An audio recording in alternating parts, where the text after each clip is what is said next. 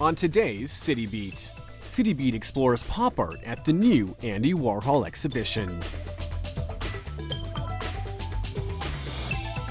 We head to New York for the Broadway musical Something Rotten. You just start singing? Yeah! It's time for a quick round of golf in California. Not too bad, not too bad.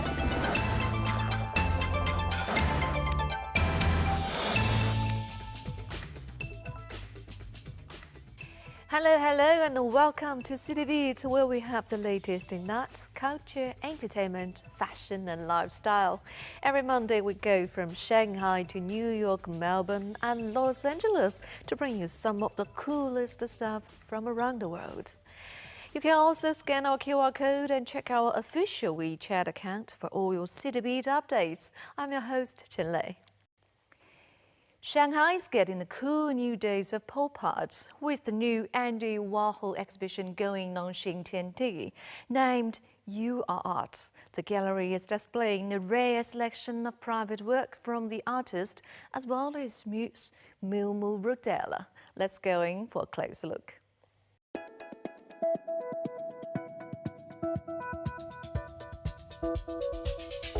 For the latest dose in the city's art scene, the exhibition Your Art is hitting the mosaic. Featuring the master of pop art Andy Warhol, the exhibition brought 75 pieces showing us a retrospective look at the style's most renowned figure. It's both an exploration of the artist's iconic style as well as the unique elements of pop art itself.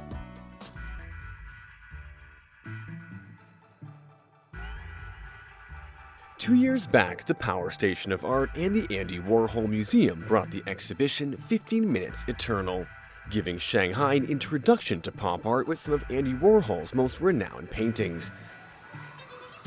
However, for this exhibition, the gallery hopes to bring art closer to the audiences, using the work of Andy Warhol as an easy bridge into contemporary art. 艺术并没有这么高高在上，我觉得艺术是大众的，所以我就说。 特别是 Andy Warhol， 他本来就是一个时尚的艺术家，就是一个商业的艺术家。我希望是让所有的大众，其实要让他们了解，其实艺术就在他们的身边，艺术就在他们的内心，所以我才会有这样一个名字叫“你就是艺术”。 This year, the exhibition also stands out, featuring pieces from private collectors, some of which have never been shown in public before. La scelta delle opere viene fatta sempre col criterio della qualità. Non è il fatto di portare una cosa mai vista, ma perché Warhol ha lavorato sulla stessa tematica per tanto tempo. Allora noi abbiamo voluto scegliere della stessa tematica le opere migliori, quelle che a noi sono sembrate migliori, più di qualità, perché noi crediamo, io credo, che il criterio fondamentale sia quello della qualità. But this time it won't just be Andy Warhol. The work of Mimo Rodella will also be on display. Even though many of us aren't too familiar with his name, his presence in art remains monumental as Andy Warhol's biggest influence. 我们想把波普艺术呈现给大家的不仅仅是 Andy Warhol， 当然 Andy Warhol 是在这个波普艺术里面是 No.1 的，是先锋的。但我们同样也希望把意大利的波普艺术的一个，我认为是非常有个性和非常有视觉效果的一个艺术家，叫 Mimo Rodella， 也引进来，希望观众能够通过他们的眼睛、他们的感觉去体会不同风格的波普的艺术。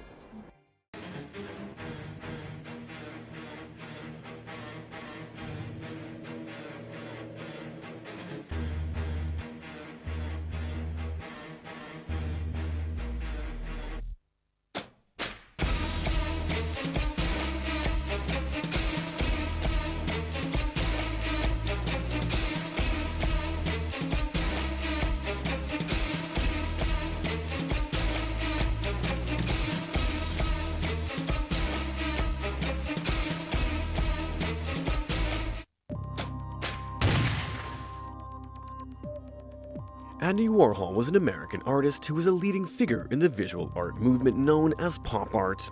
His work explores the relationship between artistic expression, celebrity culture, and advertising which flourished in the 1960s. 我觉得他处于那个年代，说实话是当时整个经济大萧条的一个背景，所以在那个年代，他那种色彩，他那种大胆，他那种自由，他那种精神，我觉得是感染了很多人。所以在那个年代，我觉得他是起到了很好的一个从心灵和精神上的一个推动的一个作用。看到的是色彩，看到的是一种激情和自由。Andy Warhol began his career in the 1950s and gained fame for his whimsical ink drawings and shoe advertisements. But it wasn't until 1962, when he painted his iconic screen print of Marilyn Monroe, that he really rose to fame. The industry began to notice art being done in a very different way with a very different message, and Andy Warhol's work went from being commercial projects to fine art, in a comment on both the society and culture of a new era. Per me sono tutte rappresentative le opere di Warhol, però certamente se dovessi indicare un'icona, direi che l'icona è Marilyn Monroe, cioè questa grande artista americana che è morta giovane, anche sfortunata, e che è diventata, come sempre avviene, quando una grande promessa scompare presto perché come una persona muore, diventa un idolo, diventa un ideale, diventa un progetto di vita, si vuole assomigliare a quella persona e quindi io ritengo che fondamentalmente fra le persone sia Marilyn Monroe la rappresentante maggiore della sua poetica e nelle cose invece è la Campbell che rappresenta il modo di trasformare un oggetto della quotidianità in un oggetto dello spettacolo, in un oggetto da osservare, cui non è fondamentale che si possa mangiare, ma che si possa osservare. Quindi ricapitolerei su Campbell e su Marilyn come i due momenti rappresentativi fondamentali della poetica di Andy Warhol e di questa mostra. The exhibition uses black and white to separate the two artists. White refers to Andy Warhol, while black refers to Mimo Rottola. Andy Warhol's pieces from fame, money, power, and feelings are being hung on white backgrounds to show the contrast between his art and the world around him. Walking through the darker room is another visual experience. Mimo Rottola's poster pieces bring the audiences a strong visual impact. Il motivo per cui è stato accostato Mimo Rotella a Andy Warhol si potrebbe capovolgere, potrebbe essere Andy Warhol accostato a Mimo Rotella, nel senso che i due artisti vivono nello stesso tempo, ma Mimo Rotella è più anziano, più vecchio, ha cominciato prima. Quindi vorrei dire una cosa, che in Mimo Rotella ci sono dei motivi dell'immaginario a cui Andy Warhol si è ispirato. Rotella e Warhol erano stati insieme come se fossero due gemelli, però di questi gemelli in realtà uno è nato un po' prima, quindi non sono veri gemelli, ma è come se lo fossero. C'è una gemellarità e c'è in Rotella una riflessione a partire dalle immagini dello spettacolo, perché Rotella lavora sulle immagini dello spettacolo, sui manifesti dello spettacolo e fa il décollage dello spettacolo. Andy Warhol lavora sulle figure dello spettacolo e quindi ecco è una specularità. Rotella immagini dello spettacolo, Warhol personaggi dello spettacolo. Currently, Shanghai's art scene seems to be following a trend, with many exhibitions held in big shopping malls. From Monet to Dali or Picasso, some of the world's most prestigious work is being held in some of Shanghai's biggest shopping centers. But is it a trend which will remain? 其实任何场所都可以成为大众传播的一个场所，所以只是说条件限制，所以让很多特别是民营的一些做艺术展的企业，他去选择了，很大胆，我觉得很创新。这要感谢那个2013年那个莫奈展，确实给我们带来了很新的一个展览的一个模式。As an exhibition, Your Art is a pretty cool look at the origins of pop art, as well as his own muse, Mimo Ritola. Be sure to check it out before October 18th. And now let's see what else is happening in Shanghai and beyond. Recently, actresses Yang Mi and Sandrine Pina, as well as actor Huang Xuan, came to Shanghai promoting their newest film, Cities in Love. It was filmed on location in Prague, Hokkaido, Florence, Paris, and Shanghai, with the story featuring 5 different love stories staged in each city. 我饰演的是一个非常直率、非常随心所欲的，有一点霸道女总裁的那种感觉，但是又是一个很随性的骑着机车的帅气女孩。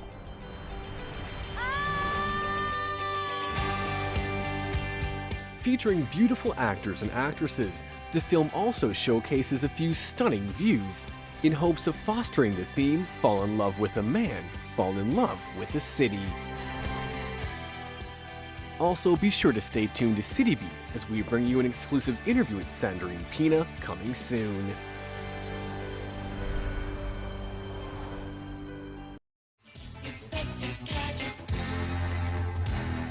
Famed animation director Pascal Murillo, who supervised the infamous cartoon Inspector Gadget, is bringing his new co-production by China in France, The Prince and the 108 Demons, to Chinese cinemas. 师傅，他们确实能难保，能跑来保护我吗？他们长得像妖怪，但其实是好人。 The 3D animation revolves around a failing prince who regains his powers and restores his kingdom with the help of a League of Legends. 兄弟们刚开始使用，还不太适应，熟悉几天就好了。给我把灯点起来！你放心吧啊！ The legends themselves were based on the 108 heroes in the Chinese classical novel Water Margin. 他们有多少人？各地的说法到底多少？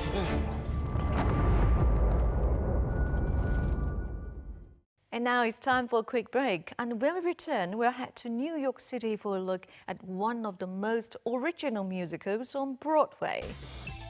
Coming up next, name the most original musical of the season. We head to New York for the Broadway show, Something Rotten.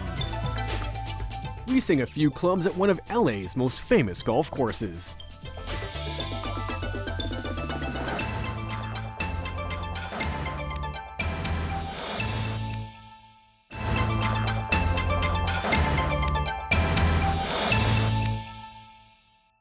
Nominated for 10 Tony Awards, the Broadway musical Something Rotten has been called the funniest musical in 400 years. Let's head to New York and take a look at the most original musical of the season. So an actor is saying his lines, and then out of nowhere, he just starts singing. Yeah! With song. What happens when you put a 16th century story on a 21st century stage? We're going to find out today. Yellow cabs, hot dog stands, the Empire State Building. When it comes to New York, there are some things that create this city's experience, and Broadway's Theater District is one of them. Iconic musicals like Phantom of the Opera, Lion King, and Mamma Mia have been attracting people for decades with their colorful costumes, over-the-top dancing, and beautiful music. And now there's a new show in town that everyone's dying to see. But don't let the name fool you. We're checking out Something Rotten. Something Rotten has been nominated for 10 Tony Awards, including Best Musical. It's also been named as Broadway's funniest musical comedy in at least 400 years by Time Out New York. With an award-winning cast, including Brian Darcy James, John Sirianni, and Christian Borle, you can expect it to be fun for all involved, the audience and the cast and crew. I've never been in anything like it. Seriously, never been in anything like it. I've never laughed so much in a rehearsal process. It's a lot of old friends coming together, a lot of very funny people. Like Brian. He's a real cut-up. You know, characters and great music and great dances, everything you want in a Broadway musical. Set in 1595, Something Rotten is all about creativity, struggle, and family. The musical is about the Bottom brothers and their difficulties in the theater arena while competing with the latest craze, William Shakespeare. While it's a 16th century story, the musical has ties to contemporary and classic pieces, like Avenue Q, Chicago, Cats, and Les Miserables. Even if you've read all of Shakespeare's work, there's no telling what's in store at this unique show. And I think that because this is so well written and because it is so full of life and so full of joy, that we simply have to come up on stage and say the words and sing the songs that are so great and so well done and so well presented on paper that bringing it to life is our joy, but it also is you know, we're basically doing what's already been done by the writers. Very delicate, but the costumes are the most beautiful costumes in the world, I think. They're just, you know, each girl has 8 layers underneath, so, you know, costume-wise, they really did an amazing job of making that light enough that they can bounce around and they can move, but you still have the integrity of it looking like Elizabethan England. I think audiences come in and expect to see a lot of puffy pants and pointy leather boots, but they end up seeing, what would you say? Is the opposite of puffy pants and pointy leather boots. Well, there is a lot of anachronistic behavior that's happening I use that word. On stage that is not necessarily representative of the 16th century. So right off the bat, you have people acting in a contemporary way, telling contemporary jokes that, you know, that in and of itself, the contrast of those two things is funny. I feel like that is literally exactly what I said. I have a feeling that was the case. It's a true Valentine to theater, to Shakespeare, to musicals. But at its heart, it's got a great story about a family and what it means to be good to your family and what it means to be true to yourself and what it means to be honest, which is, you know, that's universal stuff. No doubt. With overnight success comes challenges, and Something Rotten has its own special kind. You're constantly reworking the show to find out how it works best. And so in that 4 or 5 week period, a lot of parts are moving, so you can't ever really get too comfortable, too attached to things that you've been rehearsing for the last 4 or 5 weeks. This one was extremely fast-paced, changes every day. I have no idea how everybody kept up with all the changes. Brian and I stand behind like a wall that opens before the show, so we're standing there together during the opening number, and he said to me the other day, I've been in 12 Broadway shows and I've never been in a hit quite like this. Really? So, yeah, it's crazy. Now I take a trip to the place where the magic happens. So without costumes, the production would not be possible, and these are hard to miss. What do we have going on here, John? Well, I wear one costume the whole time. I'm pretty lucky. Yes. Check out how heavy this is. Oh yeah, super heavy. This is not a little light costume. No. This is some serious material here. Yeah, and I guess they're all like the real deal because you can tell if they're not made of the real material when you're watching the show. You would get this feeling like something's not right about that. That's what the costume designer told me. He said, so everything's heavy as it would have been. Stage left. Stage left, okay. Yeah, I'm going to take you onto the stage where they've done the preset, and it's the preset for the opening number, which is called Welcome to the Renaissance, which is kind of a total rock and roll. And this is a legendary theater. This is where like the King and I started in the 50s, and Oklahoma in 1940-something, 43 I think, and Hello Dolly in the 60s. I mean, this is a legendary place. It's the St. James Theater. It's like 16 or 1700 seats. Isn't it beautiful? I mean, this is an iconic spot. It's a great spot. No doubt. Something Rotten is amazing. I love how it's a classic story told in a contemporary way.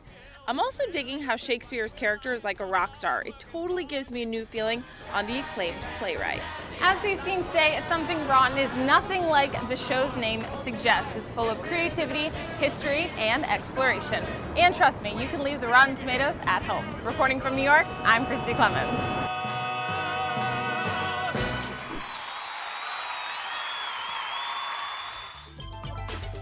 Coming up next, we sing a few clubs at one of LA's most famous golf courses. Not too bad, not too bad.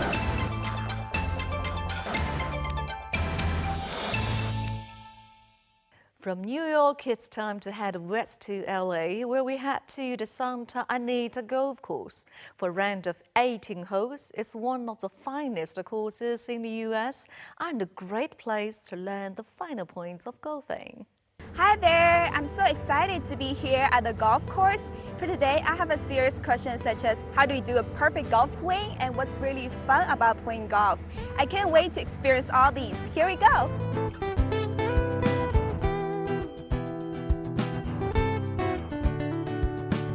Well, this course, it's 35 years old. We're an executive course. We have 4 par 4s and 5 par 3s. It's a 9-hole course. It's great for all ages.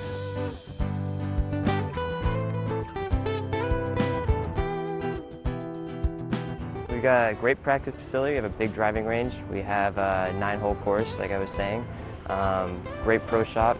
People very knowledgeable about the game. We have a very nice and wonderful bar, restaurant, and we do a lot of parties and tournaments here. In the past, we've held tournaments for Special Olympics. We have men's and women's club come in once a month. We've supported a lot of our local amenities like the Chamber of Commerce and the local boxing club. They do tournaments here pretty frequently. Personally, I've been playing 17 years now. Yeah. That's quite long. Yeah, I started when I was young. Okay, so for starters, what sort of equipment should they pick? Well, you can go anywhere. If you're starting as a junior, they have special clubs, shorter and made for the junior golfer. If you're an adult, they make starter sets that are a little bit more forgiving and easier to play with. Clubs like this, for instance, it's a lot shorter and it's a lot more lofted, so it'll go up higher and shorter, whereas this club is a little bit longer and it's a lot flatter face, so it'll go a lot lower and a lot further in distance. And then we have our woods, so we'll use these off fairways and this off the tee to drive the ball on your first shot.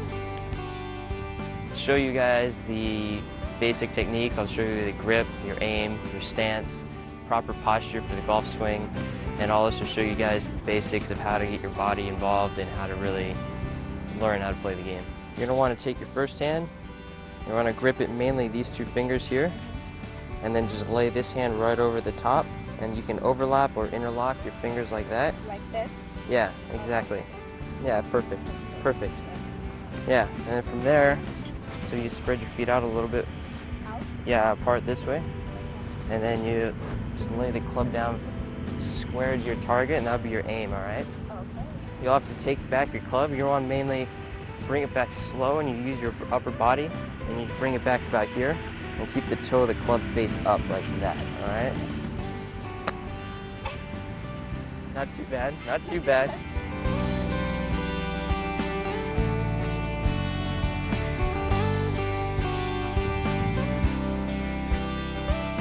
Very much a mental game. Why do you say that? You come out here and you can have a great shot and you'll end up behind a tree, or you'll end up with in a hole, or you'll end up with a bad lie, and it just gets into your head, and you can come out and never even know what a golf is, and we'll teach you right from the beginning. It's really not the hardest game to pick up. It's simple, but a little bit challenging.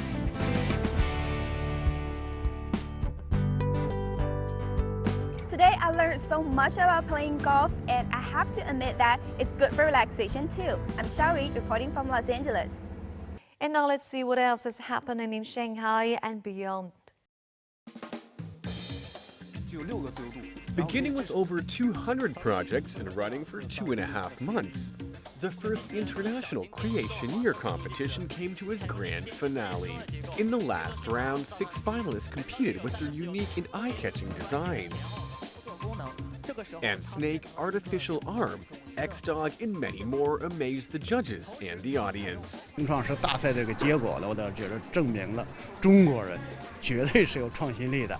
多功能蛇这个，实际它呢已经不是一个蛇的概念了，它更多的呢是把机器人里边现在几大概念，我们叫模块化，这也是机器人研究里边很关键的一个，我们叫仿生研究。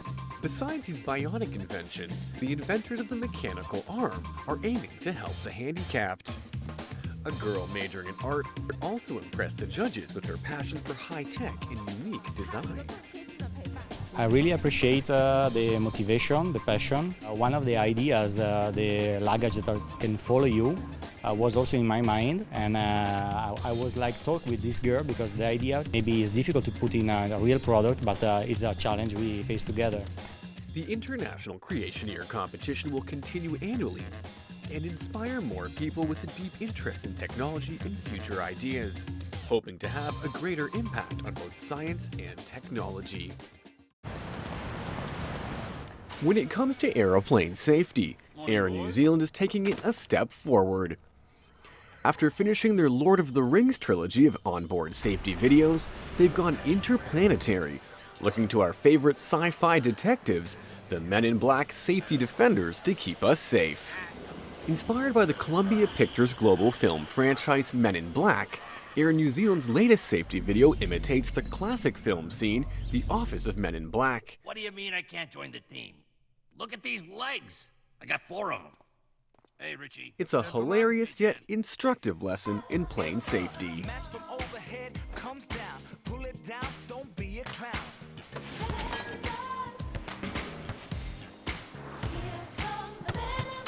The video also features All Blacks captain Richie McCaw and Dan Carter as Men in Black agents, and an all-star lineup of international rugby greats to tackle the safety video.